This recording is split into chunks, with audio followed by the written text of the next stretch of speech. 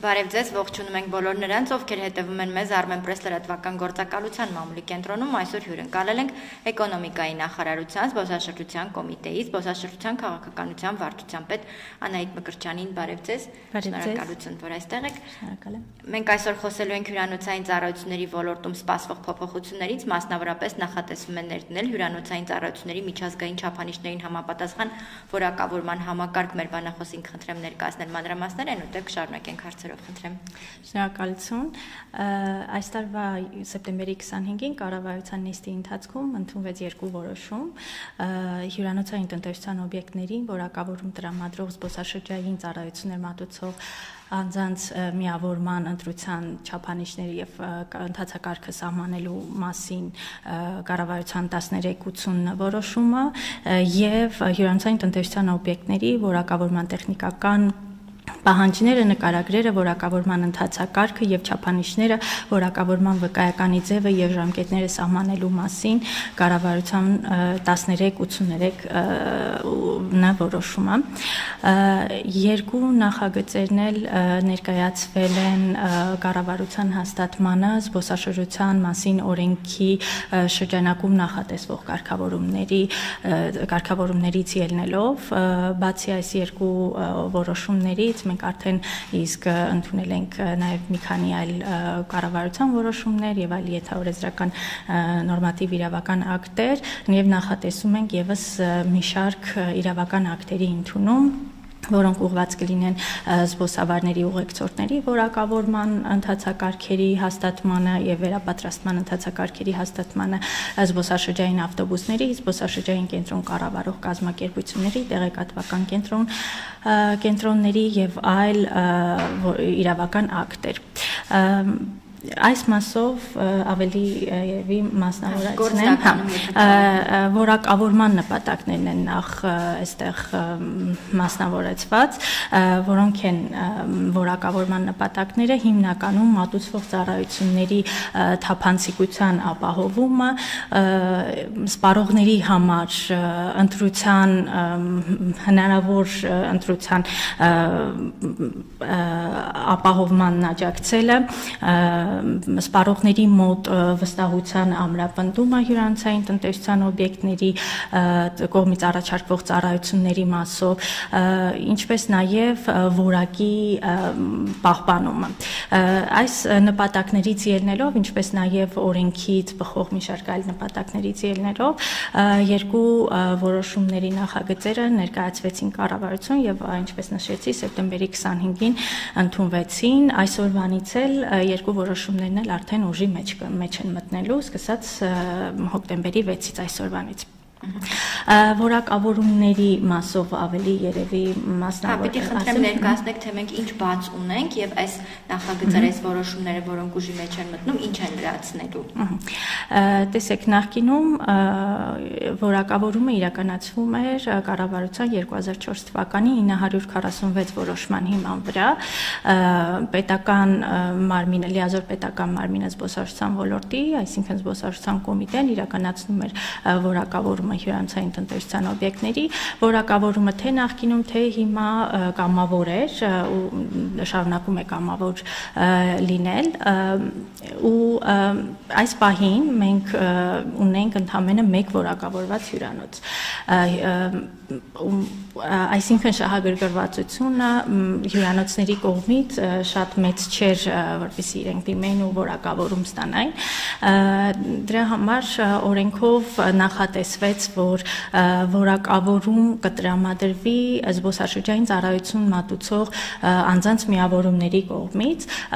այն միավորումների կողմից, որոնք կհանդիսանան միջազգային որակավորում տրամադրող որևէ հաստատության անդամ, իսկ այդ միջազգային որակավորում տրամադրող հաստատությունն էլ պարտադիր պետք է 10 եւ ավելի երկրներում իրականացնի որակավորում, ընդունված լինի որպես որակավորում իրականացնող հաստատություն, ինչպես օրինակ Hotel Stars Union հաստատությունը։ Այս չափանիշից ելնելով մշակվեց միավորման ընտրության կարգը, Եվ այնուհետև նաև որակավորման չափանիշներն ու ընթացակարգերը հաստատվեցին։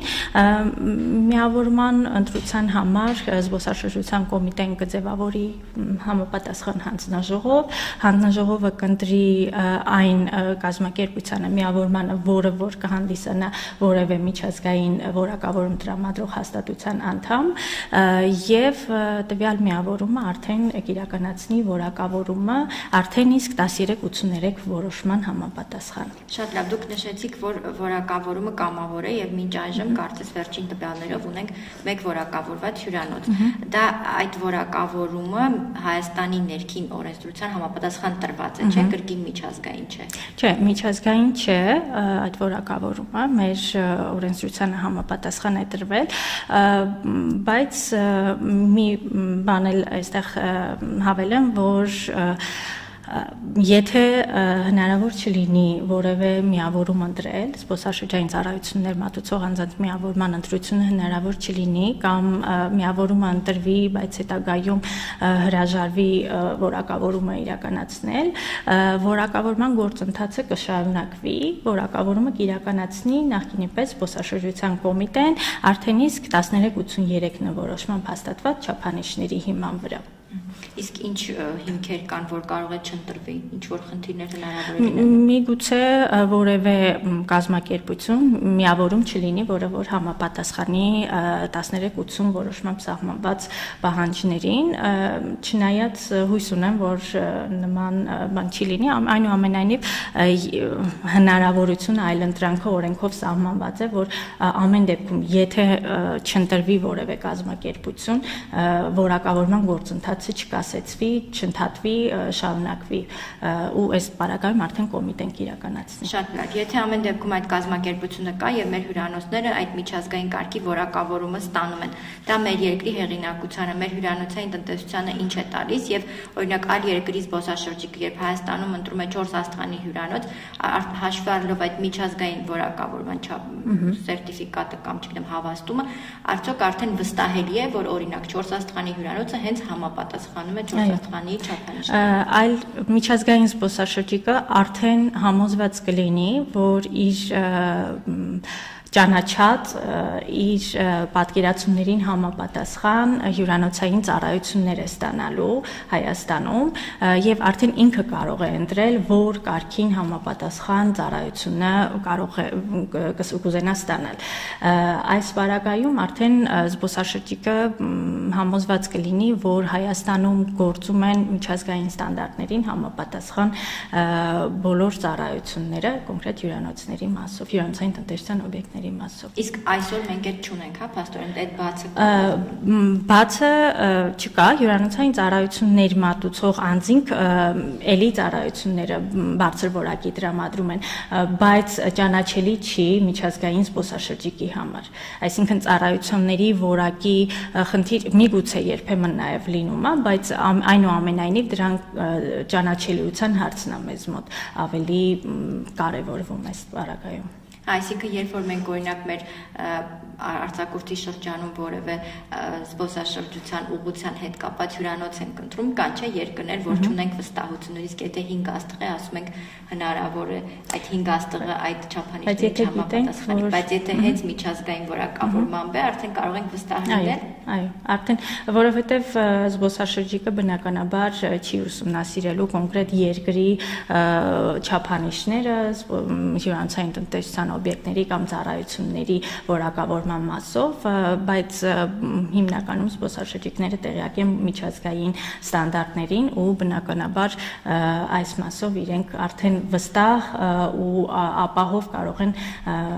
ընտրել այն հյուրանոցային ծառայությունը, որը ցանկանում են Հայաստանում ձեռք բերել։ Այս պարագայում եւս կամավոր է լինելու հյուրանոց։ Այո, հյուրանոցային տնտեսության օբյեկտների որակավորումը կամավոր է Հայաստանի Հանրապետությունում։ Իսկ ձեր դիտարկմամբ, եթե այս հնարավորությունը տրվի մեր հյուրանոցներին, շահագրգռվածություն լինելու է։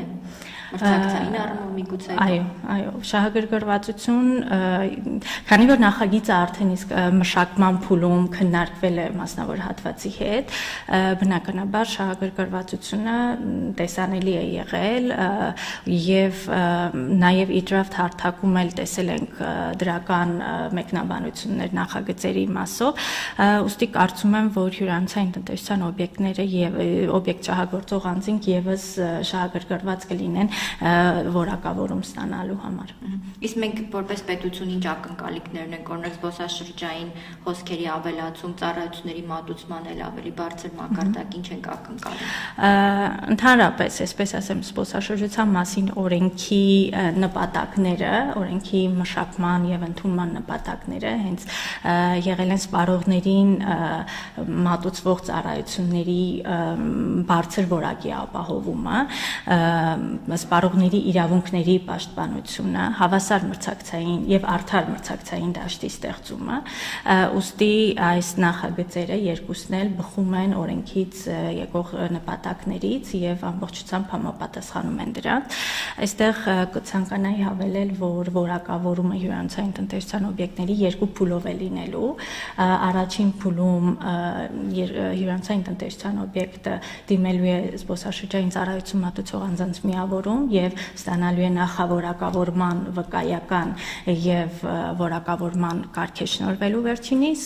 այնուհետեւ երկրորդ փուլի ընթացքում նախավորակավորման վկայական արդեն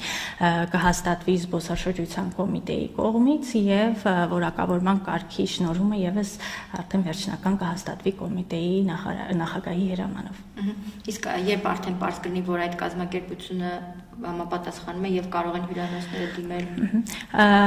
Որոշմամբ 1380 որոշմամբ նախատեսված է, որ զբոսաշրջության կոմիտեն պետք է հայտարարի մրցույթ, այս պահին արդեն իսկ մրցույթի տեքստի մշակման, միավորման ընտրված արդեն միավորման հետ կնքվող պայմանագրի օրինակելի ձևի մշակման աշխատանքներն են իրականացվում։ Բոլոր փաստաթղթերը մշակելուց հետո դրանք մեկ անգամ եւս կքննարկվի մասնավոր հատվածի հետ եւ կհրապարակվի մրցույթը զբոսաշրջության կոմիտեի կողմից էկոնոմիկայի նախարարության պաշտոնական ինտերնետային կայքում եւ կոմիտեի կողմից հնարավոր բոլոր հարթակներով կտարածվի մրցույթի մասին տեղեկատվությունը, մեկ ամիս ժամանակ են ունենալու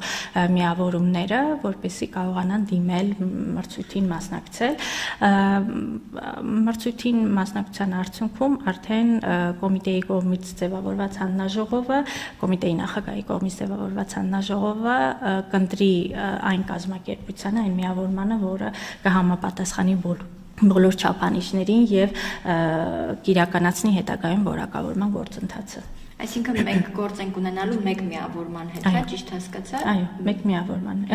Վերջնական ընտրությունը մեկ միավորում է ընտրվելու։ Շատ լավ։ Իսկ երբ որ արդեն ընտրությունը կատարվի, անելիքը մնում է հյուրանոցների դաշտում, այսինքն արդեն իրենք պետք է նախաձեռնեն, իրենք դիմեն, թե կրկին կոմիտեի միջոցով է դա արվելու։ Երբ որ ընտրությունը կատարվի, հյուրանոցները տեղյակ կլինեն արդեն, որ կարող են որակավորվել, հստակ արդեն կիմանան, որ միջազգային որակավորում տրամադրող հաստատության որակավորումն իրենք ստանալու ու կամավոր սկզբունքով կդիմեն արդեն միավորումներին, այն միավորմանը, որը կընտրվի ու որի հետ պայմանագիր կկնքի զբոսաշրջության կոմիտեն։ Իսկ այդ գործընթացը հյուրանոցների համար ծախս ենթադրում է։ Հյուրանոցների համար ծախս կարող է ենթադրել, բայց դա կապված է այն հաստատությունից, միջազգային որակավորում տրամադրող հաստատությունից եւ նաեւ միավորումից, այսինքն իրենց կողմից է այդ ծախսի վերաբերյալ տեղեկատվությունը հրապարակվելու։ Այս մասով զբոսաշրջության կոմիտեն որևէ անելիք չունի։